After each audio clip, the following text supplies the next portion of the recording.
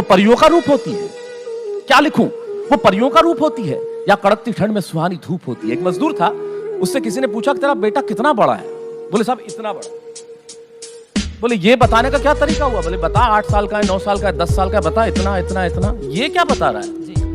बोले मजदूरों की जिंदगी में कैलेंडर तो होता ही नहीं साहब, तो दिनों का तो पता चलता नहीं, इसलिए उम्र का हिसाब नहीं है। और ऐसा इसलिए नहीं बता सकता कि सुबह जब काम पे जाता हूँ वो सोया रहता है, रात को आता हूँ तब तक सो जाता है। देखा ही ऐसे है साहब, ऐसे तो देखा ही नहीं। तो जब वक्त अपनों से दूर कर देता है तो क्या लिखूं? क्या लिखूं? वो परियों का रूप होती है या कड़कती ठंड में सुहानी धूप होती है। वो होती है उदासी के हर मर्ज की दवा की तरह या उमस में शीतल हवा की तरह। वो पहाड़ की चोटी में सूरज की किरण है या जिंदगी सही जीने का आचरण है। वो आंगन में फैला उजाला है या मेरे गुस्से पे लगा ताला है। जब हम गुस्से में घर में जाएं, बच्चा सामने आ जाए तो आप संयत हो जाते हैं। क्या लिखूं?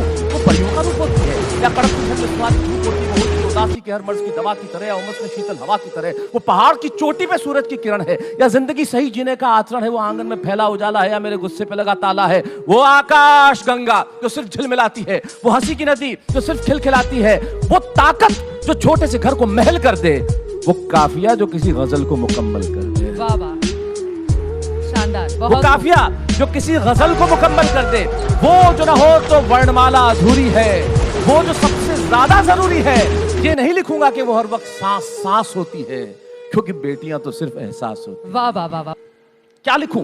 वो परियों का रूप होती है या कड़कती ठंड में सुहानी धूप होती है। एक मजदूर था, उससे किसी ने पूछा कि तेरा बेटा कितना बड़ा है?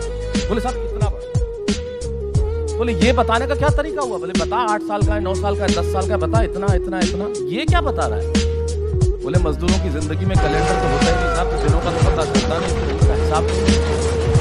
और ऐसा इसलिए नहीं बता सकता कि सुबह जब काम पे जाता हूँ वो सोया रहता है, रात को आता हूँ तब तक सो जाता है। देखा ही ऐसे है साहब, ऐसे तो देखा ही नहीं। तो जब वक्त अपनों से दूर कर देता है तो क्या लिखूं? क्या लिखूं? वो परियों का रूप होती है या कड़कती ठंड में सुहानी धूप होती है। वो होती है उदासी के हर मर्ज की दवा की तरह या उमस में शीतल हवा की तरह। वो पहाड़ की चोटी में सूरज की किरण है या जिंदगी सही जीने का आचरण है। वो आंगन में फैला उजाला है या मेरे गुस्से पे लगा ताला है। जब हम गुस्से में घर में जाएं, बच्चा सामने आ जाए तो आप संयत हो जाते हैं। क्या लिखूं? वो परियों का रूप होती है या कड़कती ठंड में सुहानी धूप होती है। वो होती है उदासी के हर मर्ज की दवा की तरह या उमस में शीतल हवा की तरह। वो पहाड़ की चोटी में सूरज की किरण है या जिंदगी सही जीने का आचरण है। वो आंगन में फैला उजाला है या मेरे गुस्से पे लगा ताला है। वो आकाश गंगा जो सिर्फ झिलमिलाती है, वो हंसी की नदी जो सिर्फ खिलखिलाती है, वो ताकत जो छोटे से घर को महल कर दे, वो काफिया जो किसी गजल को मुकम्मल कर दे। वो काफिया जो किसी गजल को मुकम्मल कर दे। वो जो ना हो तो वर्णमाला अधूरी है।